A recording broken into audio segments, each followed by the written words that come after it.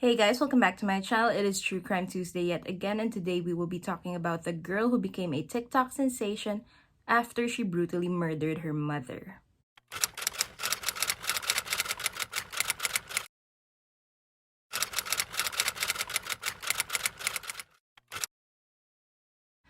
Isabella Guzman was born on 1995. She lived in Aurora, Colorado with her mother Yunmi and her stepfather Ryan. She grew up having a complicated relationship with both of her biological parents, and starting at a young age, Isabella was already considered to be a troubled child. Her biological parents decided to get a divorce when Isabella was really young, and this resulted to her staying with her mother. However, when things started to get out of hand, she was then sent to live with her father, Robert, at the age of 7. She stayed with her dad for a while before she was eventually returned to her mother once again. Now, despite being her parents separated, Isabella actually grew up with having both of them around because they worked together at a studio and remained doing so even after the divorce.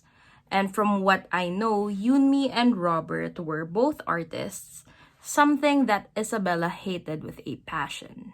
Now, in all honesty, Isabella did not really care for what her parents were doing. She did not care about their careers and what they did for a living.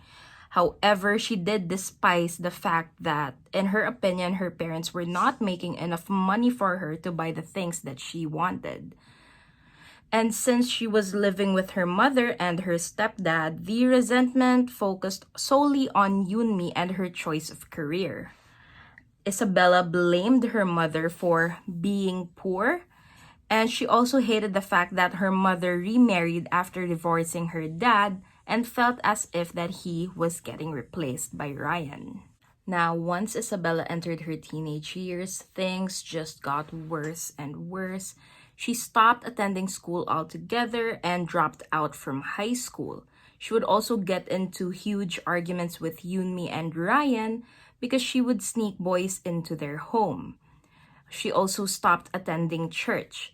Now, Isabella was raised as a Jehovah's Witness. However, when she was 14, she decided that she didn't want to be part of this religion anymore. And this, of course, upset her entire family. But she did not care. And aside from her rebellion, Isabella's attitude towards her mother also became worse. At first, she would only talk back to Yunmi, but as she got older, she also started to make violent threats against her own mother via texts and emails, and would even sometimes spit on her during arguments. So she was becoming very, very disrespectful. And I cannot imagine doing that to my own mom. Now, Yunmi was so scared of her own daughter that she even called the police on Isabella at one point. However, no action was taken by the police because Isabella didn't really do anything to harm her mother. All she did was threaten her. And at first, everyone thought that these were all empty threats. However, on August 28th, 2013, the then 18-year-old Isabella Guzman decided to finally act on these vicious threats. According to reports, the night started as usual with Isabella and Yunmi arguing once again. And after this, the teenage girl storms off to her room and writes her mother another threatening email, saying that she was going to pay for what she did. Now, I'm not sure what this argument was about. Not knowing what to do anymore, Yunmi calls up her ex-husband Robert, Isabella's father, in hopes that he could talk some sense into their daughter. Now, Robert comes over and talks to Isabella, telling her that since she is now 18, she is actually free to leave, and if she wanted to. And having the impression that Isabella finally understood their whole situation, Robert left not long after this conversation ended. But in reality, everything Isabella told her dad was just a facade. And what she had planned next, he never suspected.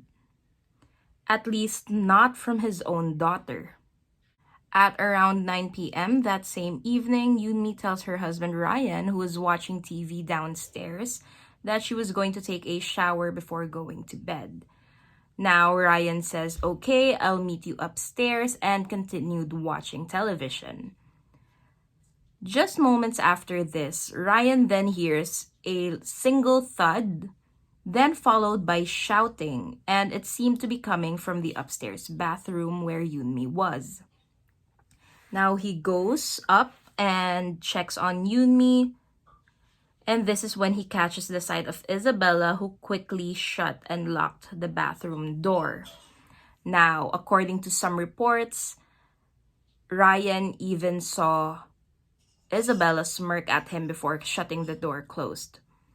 And at this point, all he could hear were muffled screams and cries, and Yoonmi calling out to him for help. Ryan then grabs his phone and calls 911, and as he was talking to the 911 operator, he sees a pool of blood escaping through underneath the door. The banging and shouting eventually started to die down slowly until Ryan heard Yoonmi utter her final word, Jehovah, which means God. Frozen after hearing his wife die at the very hands of his stepdaughter, Ryan stays in the same position until the door suddenly swung open, revealing Isabella covered in blood, knife in hand, still dripping with her own mother's blood. And without muttering any word, without any emotion, and without even looking at Ryan, Isabella walks away and leaves the house. Police then arrived at the scene and declares Yoonmi dead, having received a total of 79 stab wounds, focused mainly on her face, neck, and chest.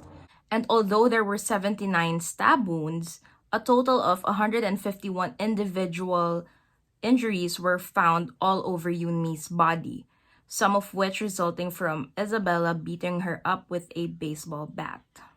Now, even the forensic experts are not sure if this was done after Yoonmi passed away or before she was stabbed. Now, a search team was then sent out to look for Isabella. Her name and her face were plastered in different media outlets, and the very next morning, she was found sleeping in her car, still covered in blood. She was then brought to the police station for questioning, and a psychological evaluation was done. And this is when the authorities, as well as her family, found out that Isabella actually had an undiagnosed mental illness, schizophrenia. For years, Isabella would see and hear things that only she could see and hear. These voices told her that her mother was actually an evil woman named Cecilia, and that she had to kill her in order to save the world. Now, in court, Isabella says that she was abused at the home starting from the age of 9. This was said to have worsened when she stopped attending church at the age of 14. Like I mentioned earlier, she was a Jehovah, then she just decided to stop attending church with the rest of her family.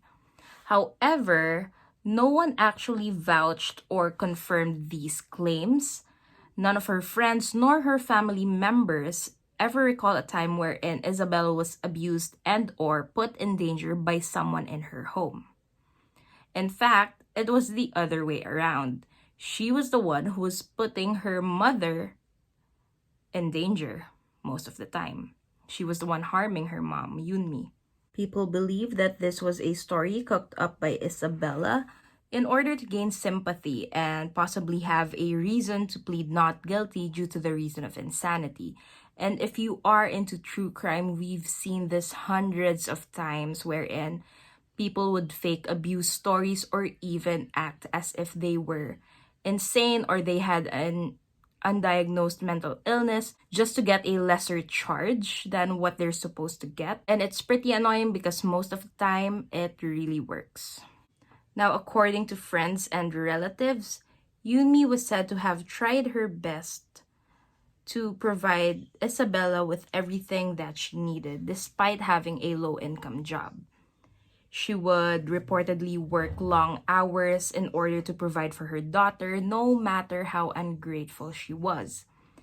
And Isabella then pled not guilty due to reason of insanity, saying that she has changed and was completely remorseful of what she had done to her mother. Now, if found guilty, Isabella Guzman, who was already of legal age during the time of the murder, could receive the death penalty. However, since she was officially diagnosed with schizophrenia, her plea was then accepted. She was found not guilty but was sentenced to indefinite amount of time in a psychiatric facility. This means that she might be able to get released once authorities and professionals see that she's ready to rejoin society. However, it is also possible that she could spend the rest of her life in this facility if her mental health does not improve over time. And she is currently staying at the Colorado Mental Health Institute, where she's been receiving her treatments ever since she was sentenced. And although this all went down back in 2013, Isabel Guzman's crimes only went viral in the last few years, specifically on the app TikTok. Now, I don't know about you guys, but I love TikTok. However, there are a lot of weird stuff there. One of them being the romanticization of felons, murderers, criminals. Isabella acted very odd in her court appearances, making faces and even smiling to the camera. And this is what caused her videos to go viral. People would stitch or duet these videos, mimicking her facial expressions and even dressing up as a convict to create spoofs of her court appearances. I already mentioned this in last week's video, but it's so weird how these criminals get a cult following, despite people being aware of the horrible things that they've done. People have left vile comments on these TikToks noting how pretty Isabella was and whoever she murdered probably deserves it.